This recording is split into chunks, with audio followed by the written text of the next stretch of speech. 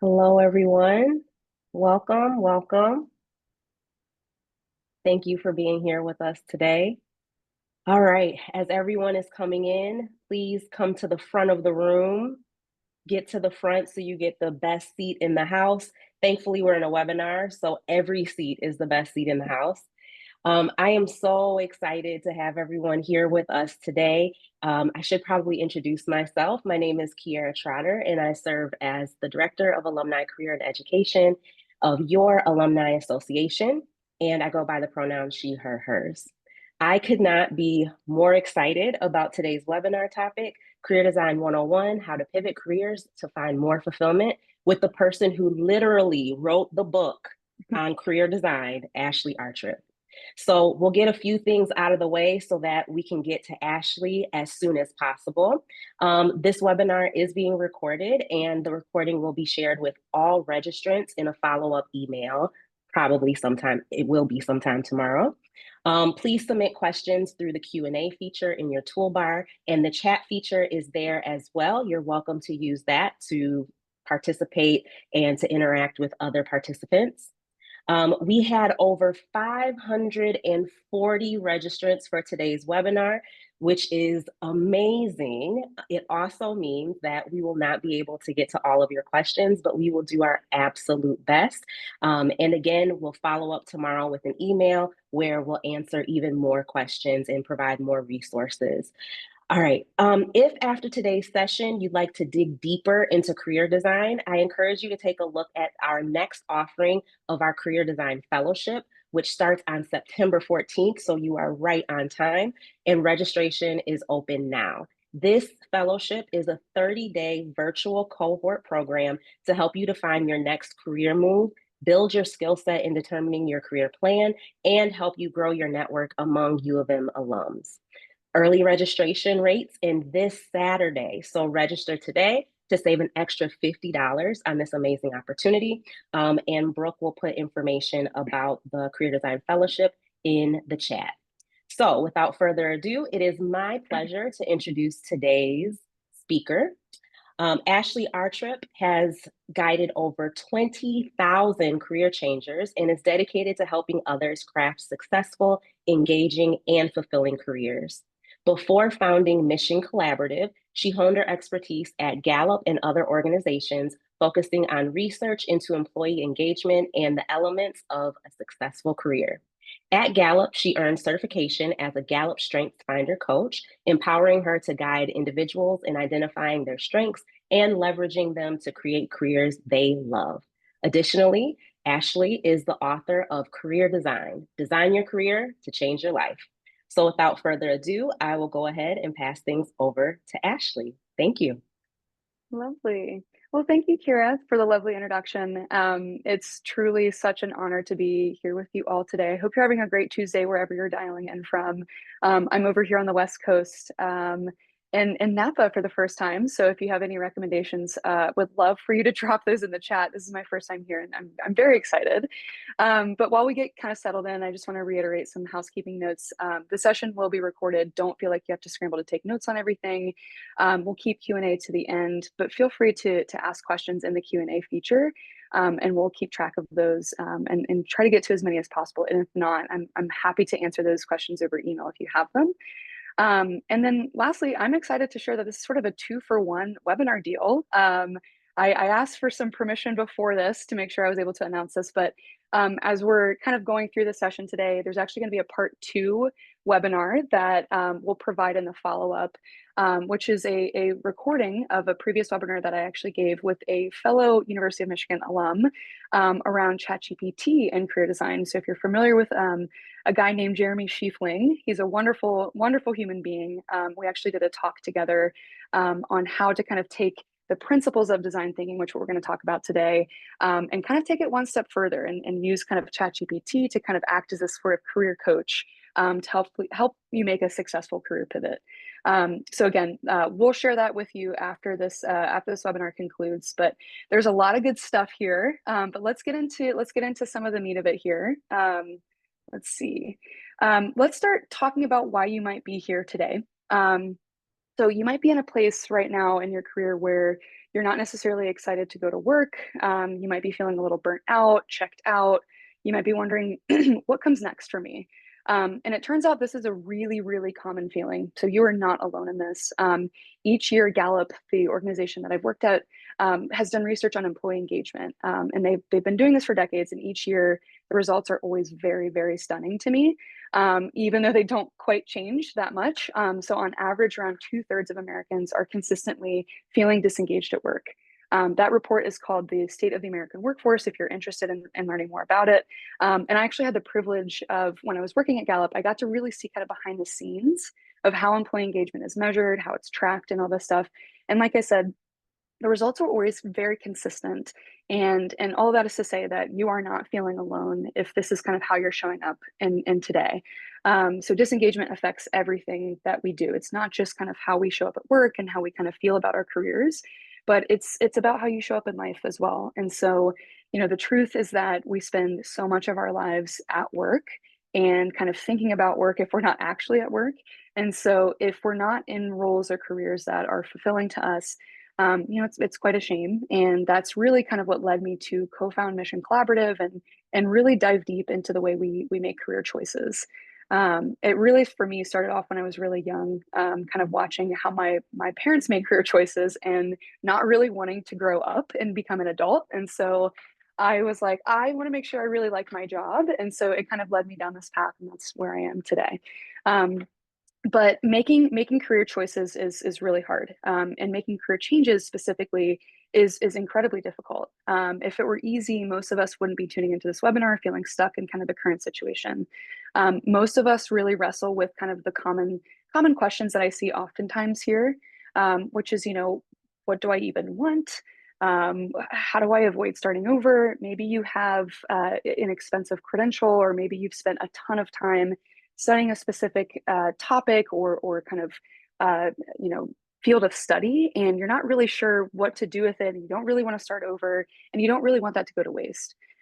This sort of like loss aversion feeling is definitely something that keeps us stuck in the place that we're in.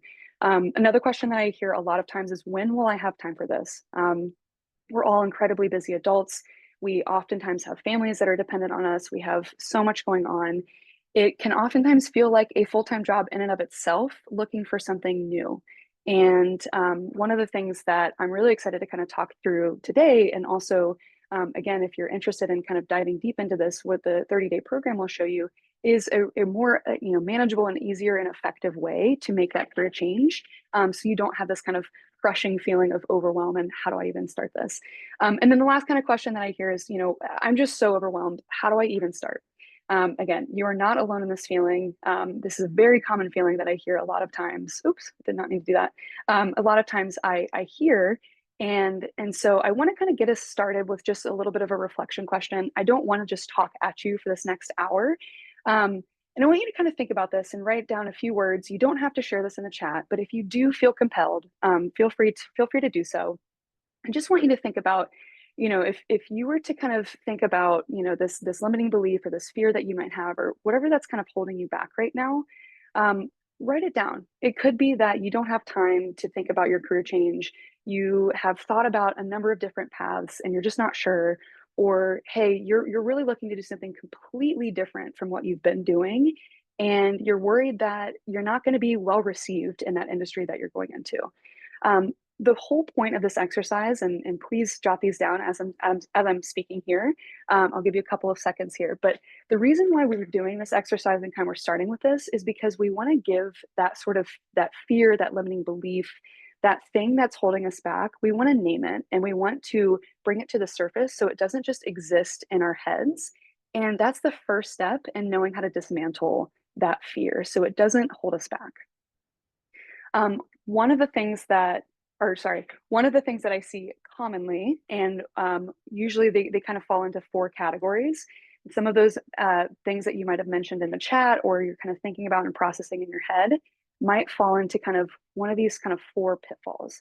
Not all of these will fall into these categories, but a lot of times I see people kind of getting stuck in these specific areas when it comes to making a career change.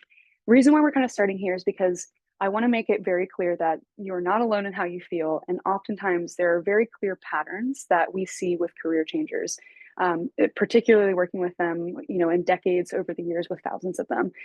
A lot of times I see folks with golden handcuffs. You may have heard this phrase before. Essentially, what it means is you're in a position where you're making a lot of money, or you're making money in the way that feels really good for the lifestyle that you have right now. You might have really good benefits, and the thought of moving away from that into something new is just a little terrifying. Or hey, you may not be able to kind of afford the specific lifestyle that you have right now.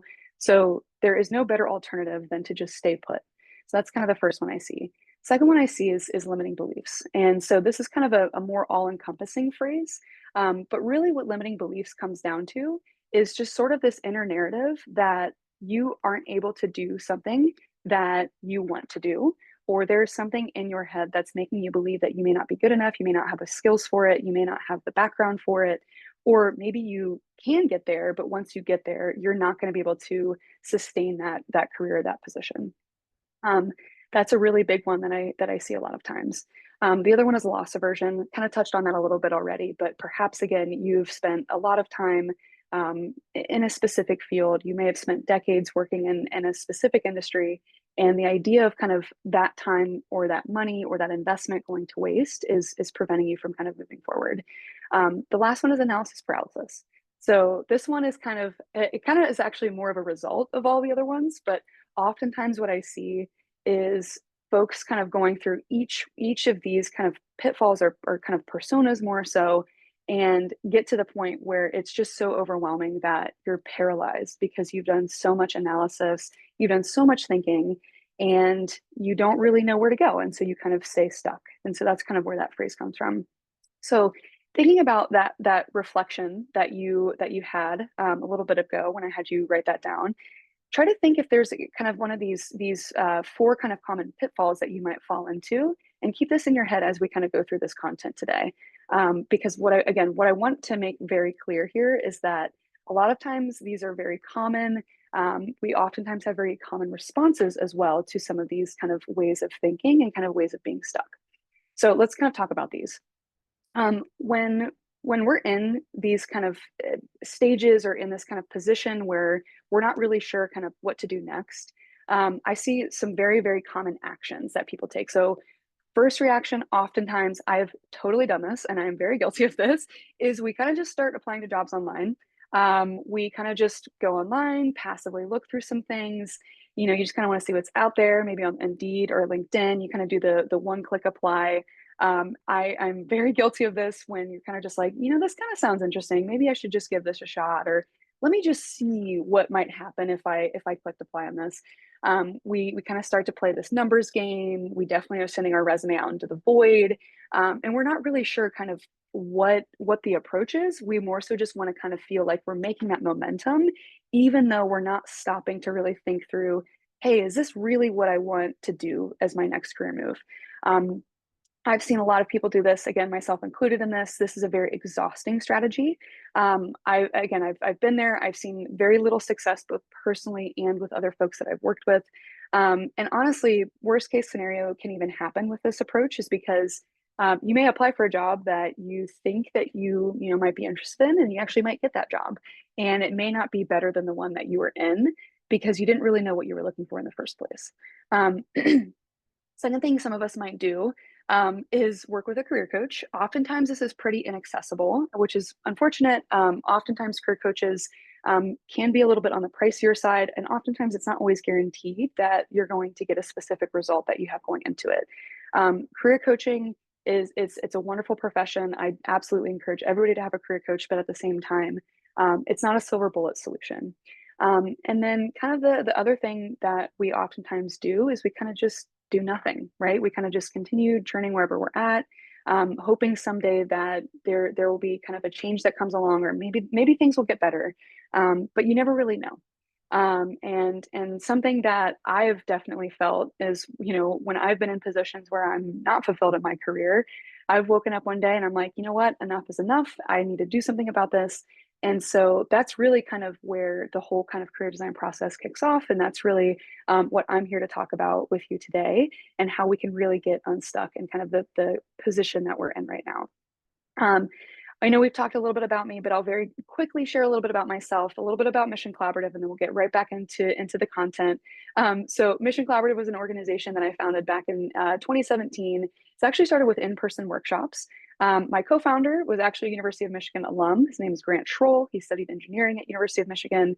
I personally do not have ties with University of Michigan, but I have a lot of friends and coworkers who have went to University of Michigan. So I actually feel very, very akin and kind of very close to University of Michigan. I actually grew up in Columbus, Ohio, but don't worry, I am not a Buckeye fan. I had to leave as soon as I was able to able to get out of the state, and so I actually went to school at Vanderbilt. But we started the company back in 2017, and then in 2019 was when we kind of got really serious with things, and we're like, hey, there's really something here. There are a lot of people out there that need support with their career change. They actually need more of a process and a framework than kind of the silver bullet solution. And so, what we've really kind of focused on is helping people in somewhat of the mid to late career professional stages, but all of this is kind of applicable across different career stages. So everything that about we're about to talk about will work with wherever you're at, with whatever industry that you're in, because it's a kind of a philosophical approach to career change. Um, as Kira mentioned, I am also a Gallup certified strengths coach. I am a very firm believer in knowing what you're good at, what you care about is very key in kind of determining what career you might find fulfillment in or fulfillment in over the years. And like I said, I spent some time working at Gallup, really understanding and kind of figuring out what makes people fulfilled in their careers, what is engagement, what does that look like over time. And all of this kind of culminated in co-founding Mission Collaborative, and then ultimately writing the book called Career Design, as Kira mentioned.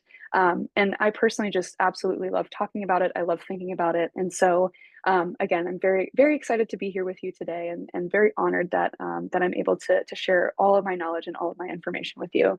And so, again, like I said, really the kind of bread and butter of this approach was what we call the career design process. So at a high level, regardless of where you are in your career process, this will work for you again because it uses this sort of same fundamental approach no matter where you're at, no matter what industry that you're in.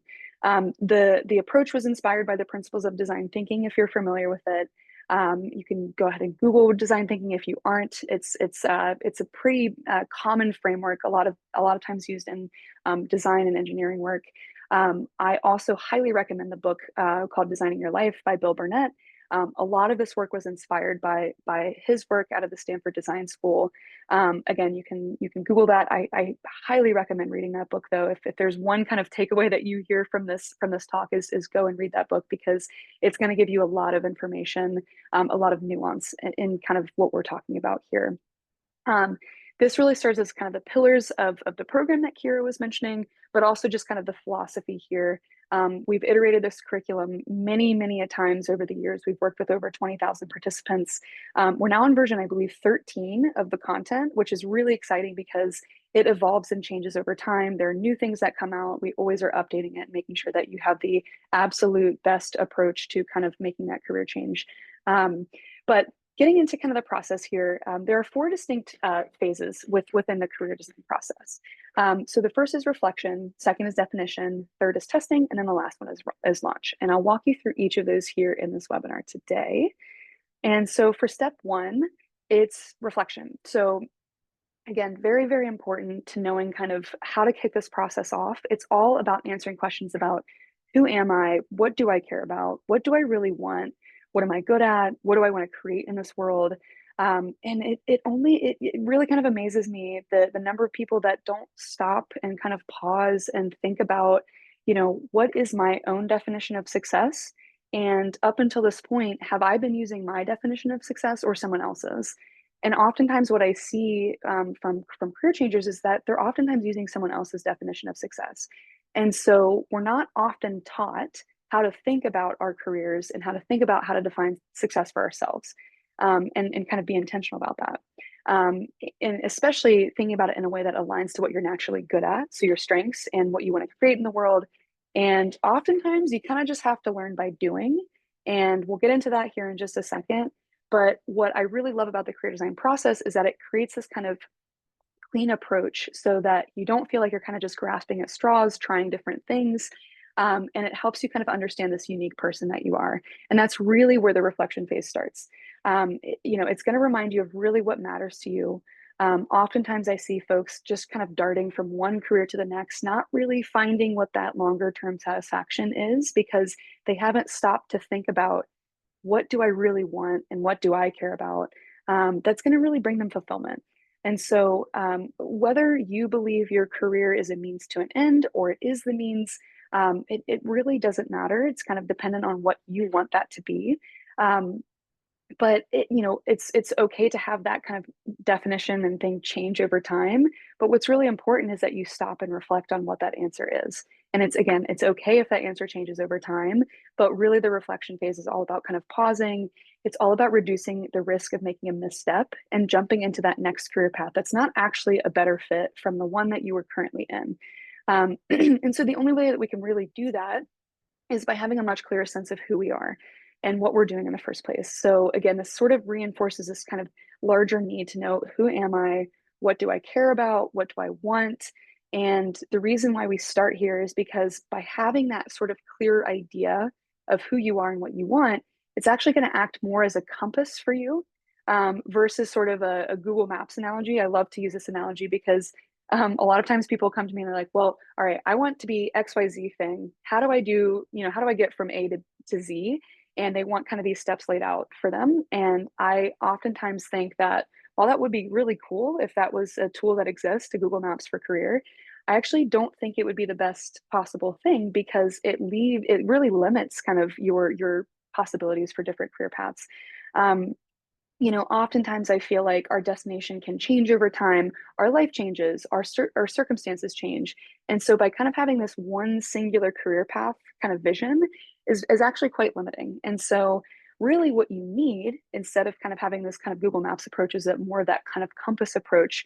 And so, you're not having this sort of singular path that you're going to, but instead you always know that you're moving in the right direction because you're very sure of who you are, you're very sure of yourself. And so it's making it so much easier, significantly easier actually, to navigate that entire process. And so there are four key areas of the reflection phase. So let's talk about some of the specifics here. Um, so the first one is sort of kind of these guiding principles that make us who we are, right? So these are kind of our core values. These are the principles that are the things that we go back to when we make difficult decisions. These are the things that kind of are who we are. If we were woken up in the middle of the night, this is who you are and who you're going to stand by, kind of no matter what. It's really important to kind of think about your core values from a career perspective because it's incredibly difficult to find engagement in something that is very misaligned with your core beliefs. One of the kind of common things I see is some participants who are in incredibly lucrative careers or have quote unquote checked the boxes for success. They've done everything right, but they're so deeply unfulfilled because they don't actually believe in the work that they're doing, or they actually think it's fundamentally not good for society, whatever it may be.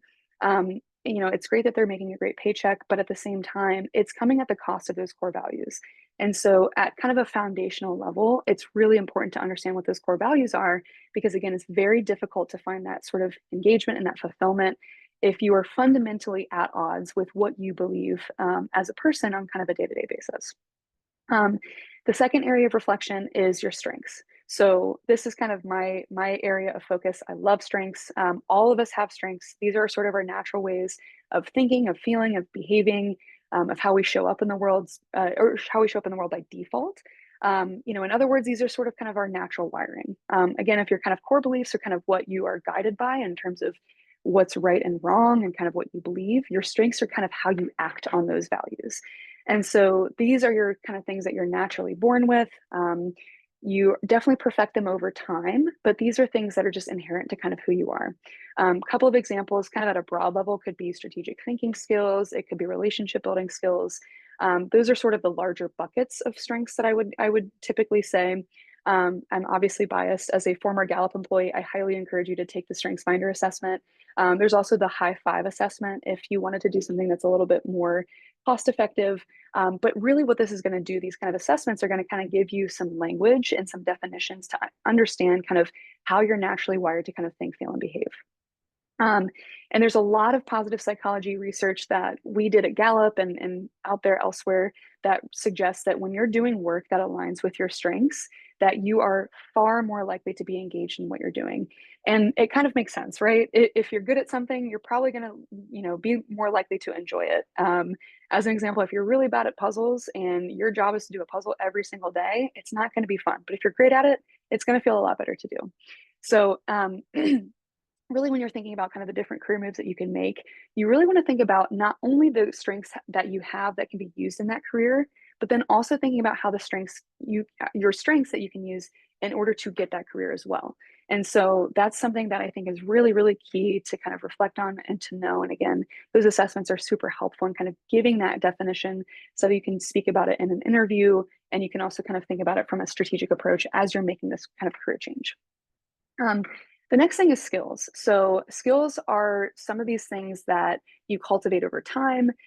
Specifically, when we're talking about career change, I love to talk about transferable skills.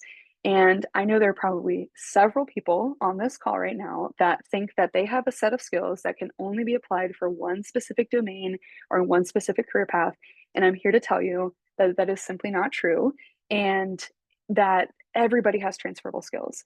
And oftentimes, what I see is either they just need to be repackaged or kind of thought about in a different way, or they need to be honed and practiced in a new kind of domain. And so, oftentimes, it's kind of that lack of confidence of seeing that skill show up in a new domain or in a new industry that really kind of forces you to believe that, hey, I actually don't have these skills, even though you definitely do. Um, Skills are also something that you can get a certificate for. These are something that you practice again, like I said, you cultivate with rigor, with intention, all those things. Oftentimes, again, these are incredibly transferable. These are not too niche. I can assure you that. And oftentimes, as somebody who has changed industries in the past, packaging your skills that you have honed from a different industry into a new one really, really helps you stand out because oftentimes employers are looking for non-divergent or sorry, for divergent ways of thinking, not just kind of doing the things that they've been doing again and again, because oftentimes if they're looking to hire you, they want you to bring solutions. And so again, having those skills, having those transferable skills and knowing what those are very, very important kind of how you kind of show up in kind of your career change. So being able to kind of show, understand what your skills, your strengths are really important in kind of having this kind of tool belt or this kind of toolbox and showing, how you can show up in different career paths, what you can do differently, and all these things. And so the last thing here is just to acknowledge your interests as well. So you have this toolkit, right? And it's great. But again, kind of thinking back to this kind of compass analogy, you also want to do things that you're really interested in.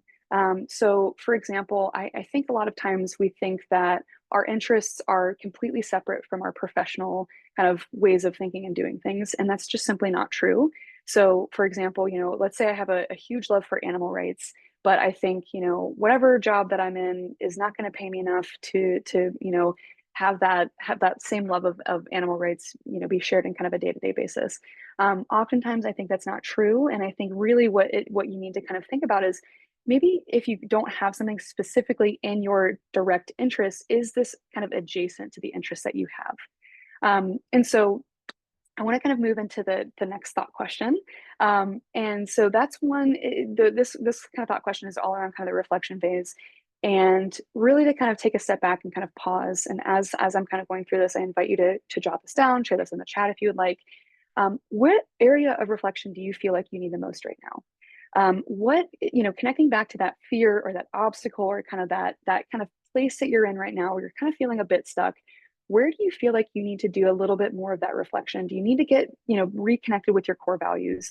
Do you need to think about what your skills are? Do you need to think about how you might repackage those things? I'll give you a couple more seconds here. And if again, like I said, if you do feel compelled to share, I'd love for you to share those reactions, those thoughts in the chat. And hopefully you're start able to make some of these connections as we're kind of thinking through each phase of this process, because all of this really builds on each other and it's very sequential.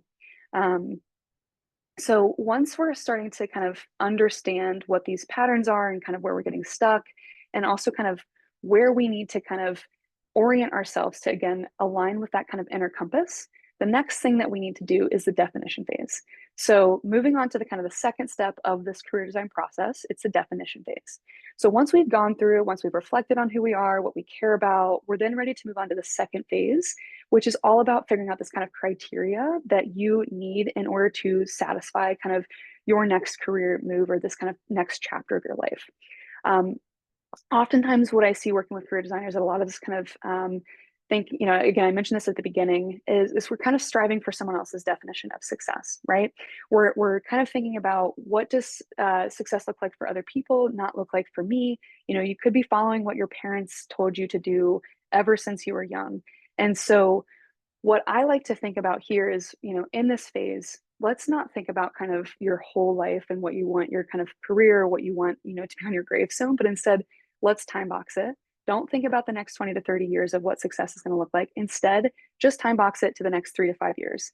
And the other thing that we really talk about in this definition phase, and again, why it's so important to kind of understand your own definition of success, is that some of these things that you have been interested in may not actually be a good fit for you, and once you kind of start to counter the narratives that you had in your head, um, you start to recognize that there's no single career path out there.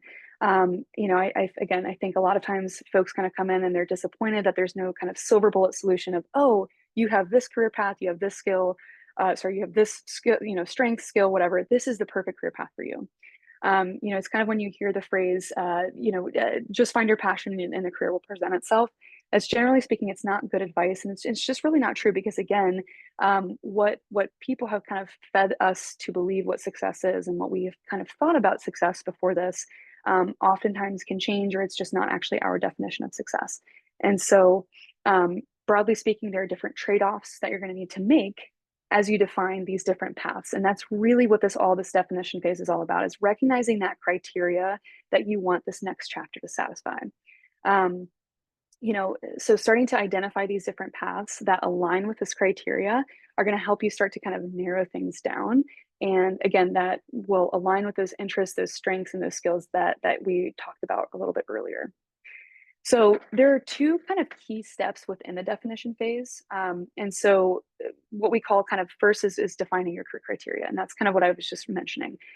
So as you can see on the screen here, there are roughly 8 kind of most important factors that we've identified at Mission Collaborative over the years that are really important in terms of considering what you need to think about for this next career move. And looking at this list, it's not really groundbreaking. It's a pretty straightforward list. As you can see here, but I'm pretty amazed, but at how few people actually stop and sit down and think through what are their preferences to these kind of 8 criteria. I won't go through them line by line just for the sake of time. We have a lot of content to get through here, but you can go ahead and read them on the screen. And some of the things that you might be thinking about are hours. Do I want a full time or do I want something part time? Where do I want to work? Do I want something hybrid? Do I want something not hybrid? Am I sick of working remote because I did that all during COVID? All of these things, kind of having these kind of 8 criteria and having responses to them are going to give you so much less pressure and so much less stress because now you know exactly what you're looking for. That said, what's really difficult about this is that what's important, and this is what we teach you in the kind of career design program, is then you have to start to rank order these, 1 being the most important, 8 being kind of the least important thing that you need to consider. Again, the definition phase is all about kind of looking at kind of what those career criteria are. And then the second step is all about collecting different career path ideas, right? So you've laid out the criteria and you have the factors that you really need to consider and prioritize that align with your criteria. And so now what you need to do is go out and collect those different career path ideas. So one thing that I wish someone told me at the very beginning of kind of thinking about careers is that it's process of elimination. There's really no simple silver bullet solution for it other than process of elimination.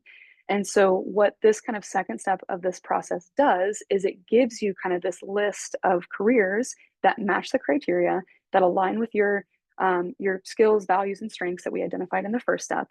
And it's going to allow you to have a much more curated list of options. And how you do this is actually pretty straightforward. You can start with something really simple. And you can, next time you're at dinner with friends or family, you can just kind of casually ask the question, hey, I'm thinking about making a career move, a career change or career move. What have you thought about in terms of what you could see me potentially doing outside of XYZ thing? Just asking these questions and starting to get this conversation started is really helpful, because oftentimes what I see a lot of folks struggling with is just being in your own head. And by asking people who know you really well, they can really help you kind of get out of your head, your kind of normal ways of thinking, and they can give you some ideas that you probably have never thought of before. Um, Another thing that you can do is use different kind of tools online. There are a number of career assessments that have significantly improved, I can assure you, since when you were in high school. I remember when I took the career assessment in high school, I got my result was a fruit sorter, but specifically of small fruits, which I have no idea how someone someone got that answer, but I can assure you that there are much more accurate and much more helpful career assessments now. And one of those that I highly recommend is Career Explorer. It's careerexplorer.com. We'll include that in kind of the follow-up email, so you can go ahead and take a look at that. But a lot of things that you can do is you can find some assessments online, and these are just going to give you some sort of direction, right? It's all about kind of finding this list. We're not narrowing things down just yet, but using your friend Google to kind of find certain things is going to be really helpful. As part two of this webinar, as I mentioned, ChatGPT is also a really, really big help in kind of identifying these alternative career paths for various kind of roles that you might be in now or interested in the future. So there are a tremendous number of resources out there that you can find. The trick is really just kind of knowing how to look. And again, we'll get into that in kind of the second webinar, which again, I'm really excited for you to take a look at. So then now we're getting into the testing phase. And actually, I might have skipped one of the thought questions. No, I did not. Okay, I just wanted to make sure I didn't skip something here.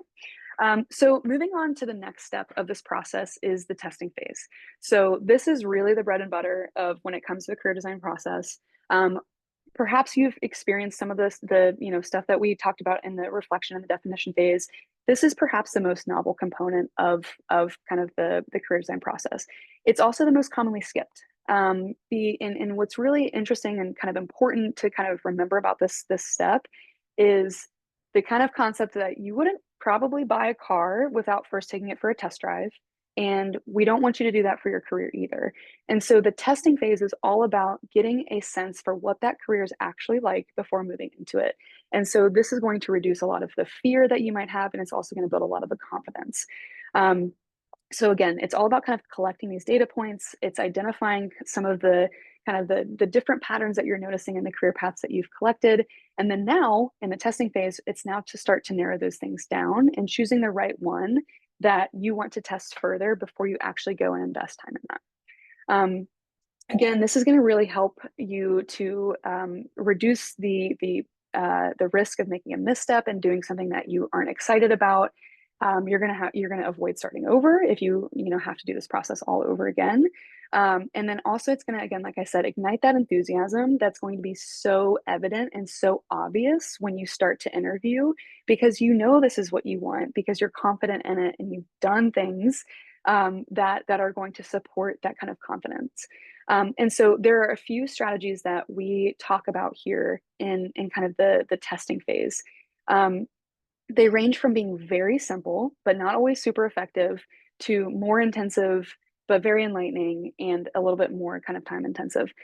The thing to keep in mind here is that all of this is going to mean that you're doing a little bit more work on the front end, so you don't have the chance of making a misstep and kind of realizing later on, hey, I'm now in this job and I really, really don't like it. So the first one is kind of just talking to practitioners, right? It's going out and it's kind of figuring out what's it actually like to work in this field on a day-to-day basis, right? Not just conceptually, what is it like to work in this specific industry or this area, but what is it like on a day-to-day basis? What do you do when you go to work on Monday through Friday? One of the things that I always find to be really, really shocking to me is when someone's like, I want to do this thing, I'm sure of it. And then I kind of ask the question, okay, so like what would you be doing on a day-to-day basis that's different from what you're doing now? And how do you know that's going to give you that fulfillment?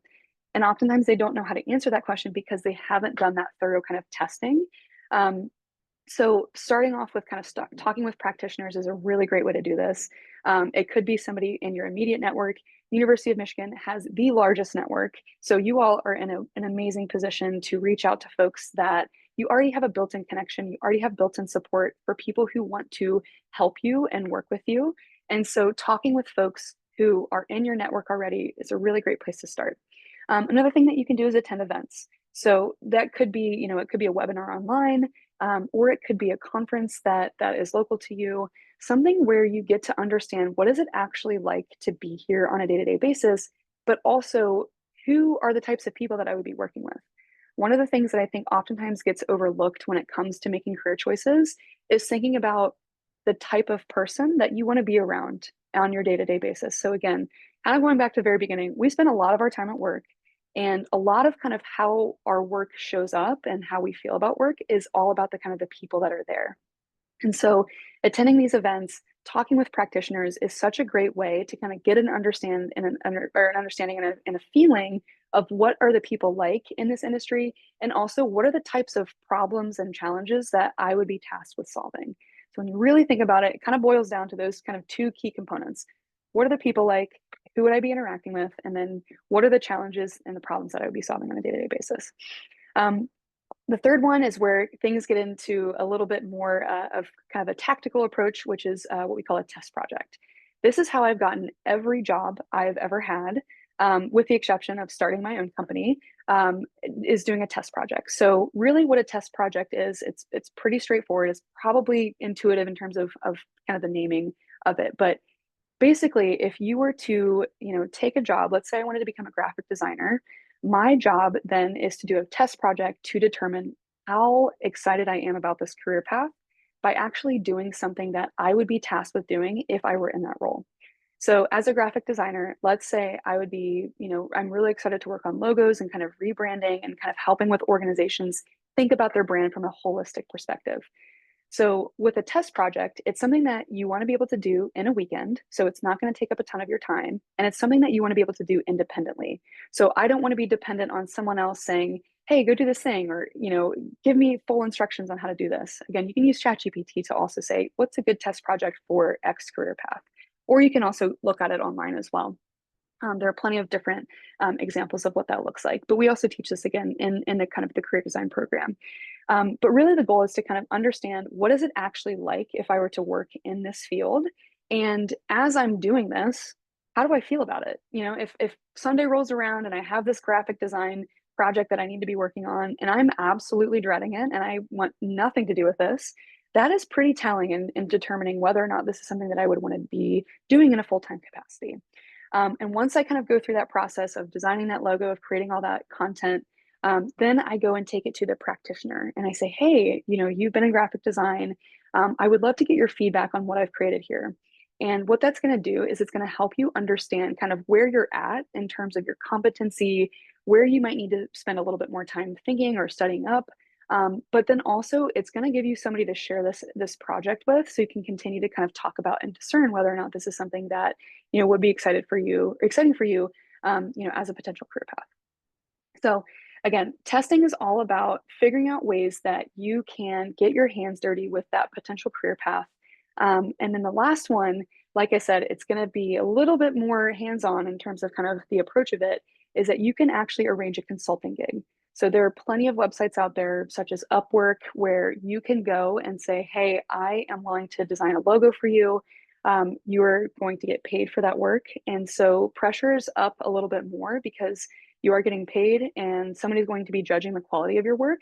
But that's the absolute best way to determine whether or not this is something that you would be excited to do, right? It's kind of this taking this on as a side gig. You have a client or you have a company that's willing to pay you real money. The stakes are a little bit higher. But then again, it's also helping you kind of determine, whether or not this is something that you want to move forward with. And so, as I mentioned, if I were to give you the kind of the single piece of career advice that I want you to take away from this, is really when it comes down to career fulfillment, a lot of it is about trial and error. Oftentimes it's like dating, where you have to figure out what you don't want before you figure out what you do want. And what I love to use in sort of guiding this testing process is the 4 testing questions. So systematically, as you go through these different career options that you've identified, these are the four testing questions that are very, very critical in determining whether or not you should potentially move to the fourth and final phase of this process, which is the launch phase. And that's the more traditional kind of job search process. So reading off these questions here, and I know we're kind of coming at time here, and I want to make sure we have some time for Q&A, but really these kind of four testing questions are super key because it's all about identifying the responsibilities. If you're excited about those, how does it align with those skills, interests, and strengths? How does it align with those career criteria that you identified? And then what sort of experience or credentials do you need to be a compelling candidate? So these are the kind of the four testing questions that actually sum up the entire career design process to this point. And this is going to ensure that you are not making a misstep and investing more of your time in that path. And it's also going to really ignite this enthusiasm for that path because you now know, you're excited about this. This is something that you would want to do for, for your full-time job or perhaps a part-time job if that's what you're looking for right now. Which then kind of leads us to our fourth and final stage, which is the launch phase. So this is when you're actually going out and you're identifying those companies to apply. You've done your research. You've tested out the options. You're very confident that this is the best fit for you. And now it's time to go identify different organizations that identify and that align, that align with your career criteria. And so oftentimes when we see folks doing the traditional job search, you play a numbers game, you send the numbers out or you send your resume out into the void. Perhaps you say, hey, I'm going to send 10 applications out per week. This is a very ineffective process. I don't recommend this process. And when you're a career shifter, if you're making change from one industry to the next, that is not going to serve you well at all because you are not going to necessarily stack up in the same way that somebody who comes from more of a quote unquote traditional background would. And so really when it comes down to it, you don't want to play the game of the ATS. And it's important, obviously, to optimize your resume and your keywords and all that stuff. But really what it comes down to is building relationships. And so what we say in the launch phase, the mantra is relationships over resumes. So the approach for this is actually four pretty straightforward steps. So in the launch phase, you make a short list of organizations that you'd be excited to work at. So we're kind of doing the opposite approach where we're not looking at just open companies, which is kind of more of a scarcity approach by only looking at what's available. And instead, we're kind of taking the reverse approach of saying, what are the organizations that I would be excited to work at and very proud to work at on a day-to-day basis? Because this aligns with the people that you want to work at, the values of the organization, and will also help you kind of align that career criteria to match that a little bit better. From there, you'll start building relationships with individuals who work at those organizations. You'll offer value as part of kind of building that relationship. So it could be somebody that also went to University of Michigan and you say, hey, I'd be really interested in kind of learning more about this career path. You're not asking for a handout. You're not asking for anything. Instead, you're showing up with curiosity. And that's going to really unlock this kind of authentic relationship so it doesn't feel transactional. I don't like networking. I don't think anybody really likes networking. And so this approach is fundamentally different because you're not going out and actually asking for something, but instead you're just asking to learn from them. And you're showing up with a very curious attitude. You're asking the right questions. And from there, you're able to kind of optimize and highlight those transferable skills that you have so you can stand out to those employers that you've identified on that short list. So with that, I know we are at time here. So Kira, if you would love to come back on the screen, I would love to answer any questions that you all have. I know I went a little bit over, but hopefully this was super, super insightful for you all. Thank you, Ashley. And Ashley, just so you know, there is a lot of connecting going on in the chat, and we love to see it. So Good. this is really awesome. And for Amazing. those of you who are not into networking, our November webinar is going to be networking for introverts. So even if you're not an introvert, but you want to take a Amazing. different approach to networking, just stay tuned for our November webinar. All right. So we're going to move into the Q&A part of this webinar. If you have any questions that you'd like to share with Ashley, please go ahead and put them in the Q&A. Ashley, I have a question I'm going to put in the chat right now so you can see it. And it is, how can I demonstrate that I have the necessary skills when they aren't utilized in my current role, even though they are sometimes my top skills? Yeah, that's a great question. And I think that goes back to kind of the whole kind of core of the testing phase. So even if you're not doing something that represents sort of this next career path that you want to move into, this test project is going to kind of give you this sort of portfolio that you could hand to a potential employer and say, hey, I'm not currently doing XYZ thing. I've actually personally done this and it's worked, but I have done this project that can showcase that my ability to complete this task or to demonstrate that I do have this skill.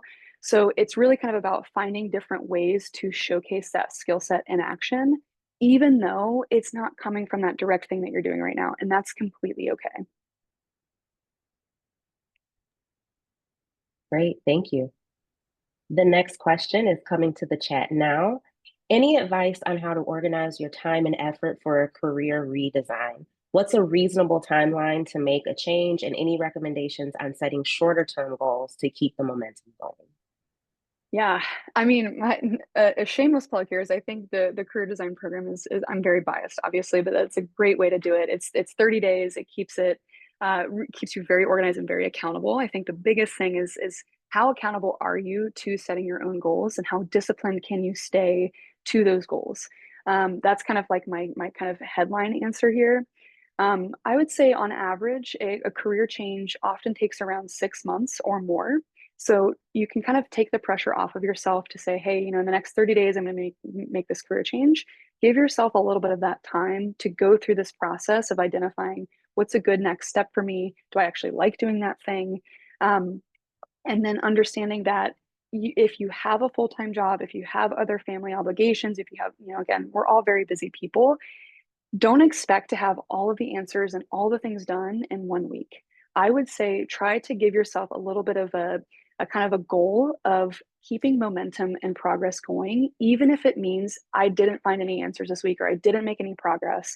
What matters most is consistency and that you're constantly putting time on your calendar to explore different career options, to attend a webinar, to do whatever it might be in the testing phase or in the definition phase. And oftentimes I like to say anywhere between 5 to 10 hours per week is really good. I think that's a really good kind of time frame to use because again, it's not necessarily like this part-time job, but it's enough that you're committing to a specific amount of time every single week and you're not losing that momentum. Again, I think those are the kind of the key important facts here is don't lose that momentum and have that dedicated time each week. Perfect. Thank you.